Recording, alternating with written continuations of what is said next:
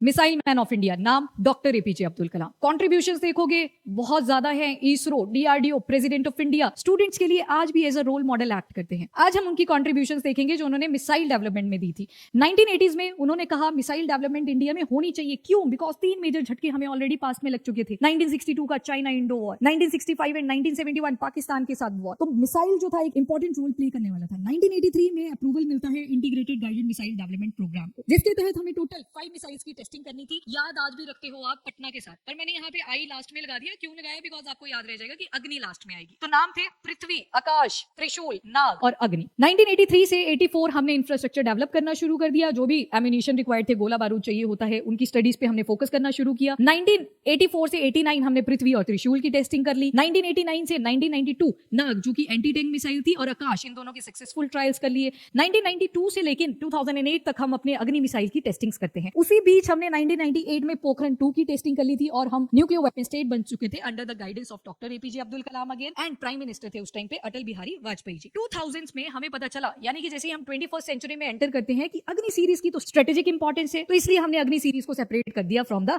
IGMDP programme. अग्नि 1 आई, अग्नि 2 आई, अग्नि 3 आई, अग्नि 4 जब आई तो एक लेडी भी इमर्ज होके आती है। नाम था टेसी थॉमस, जिनको मिसाइल वुमेन ऑफ इंडिया के नाम से भी जाना जाता है। 2024 में जब अग्नि 5 की हमने दोबारा से सक्सेसफुल ट्रायल करे, तो उसमें हमने एक नई टेक्नोलॉजी इंट्रोड्यूस की जिसका नाम है MIRV, multiple independent re entry vehicle. Normally missiles में क्या होता है, आपको एक ही न्यूक्लियर वॉरहेड मिलता है, पर मल्टीपल यानी कि बहुत सारे न्यूक्लियर वॉरहेड आपको एक ही मिसाइल के अंदर मिलेंगे। तो जब MIRV टेक्नोलॉजी की हेल्प से आप अटैक करोगे, तो आप देखोगे कि जो नंबर ऑफ टारगेट्स हैं वो ज्यादा हिट हो सकते हैं, और जो टारगेट को हिट करने की प्रोबेबिलिटी है वो भी इंक्रीज कर जाती है। सिर्फ 5 ऐसी कंट्रीज हैं जिनके पास ये MIRV टेक्नोलॉजी है, और इंडिया 6th कंट्री बना है। कौन कौन से? वही नेशन जिन्होंने स्टार्टिंग में अपने न्यूक्लियर वेपन्स बना लिए थे, US, Russia, UK, China, France, and India अब 6th कंट्री है जिसके पास MIRV टेक्नोलॉजी है।